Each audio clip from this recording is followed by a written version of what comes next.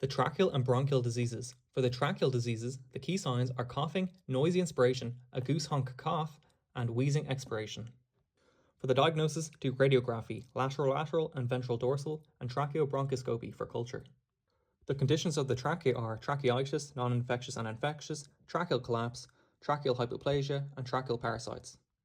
For non-infectious tracheitis, the signs are prolonged barking, tracheal collapse, and cardiac disease. For the treatment, have antitussives such as butorphanol and bronchodilators, such as theophylline and prednisolone.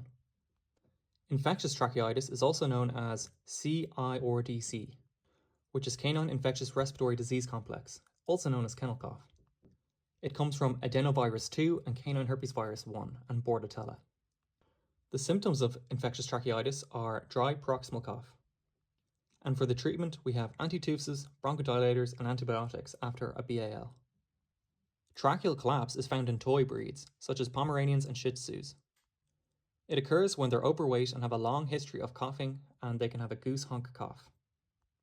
The stages of collapse are rated 1 to 4, and stage 4 is an over 75% narrowing, and at this point, they need stenting. The treatment is weight loss, antitussives, and intraluminal stents. Tracheal hypoplasia is found congenitally in bulldogs and Boston Terriers.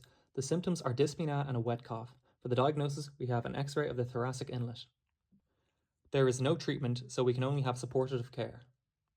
For the tracheal parasites, we have Ocellaris ocellari, which is a lungworm. It causes chronic dyspnea, and the treatment is fenbendazole. For the bronchial diseases, the conditions are canine chronic bronchitis, bronchiostasis, feline asthma, foreign bodies, and bronchial neoplasia. Canine chronic bronchitis is found in older, small breed dogs. The symptoms are a chronic cough and sinus arrhythmia. For the diagnosis, we can use radiography and bronchoscopy, and we need to look at the fibrous mucosa. For the treatment, we have weight loss and bronchodilators such as theophylline. Bronchiostasis is irreversible bronchial dilation. It's found in Cocker Spaniels.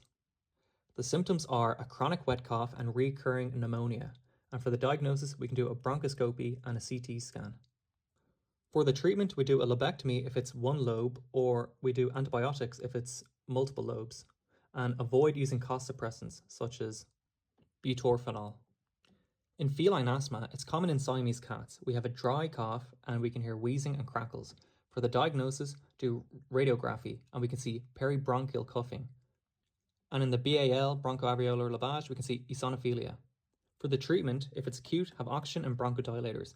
If it's chronic, have inhaled steroids such as fluticasone. And avoid triggers such as smoke and aerosol sprays. For foreign bodies, the symptoms are a sudden cough and dyspnea. For the treatment, we have a bronchoscopy for removal. In bronchial neoplasia, we can see chronic cough and the treatment is surgery or chemotherapy.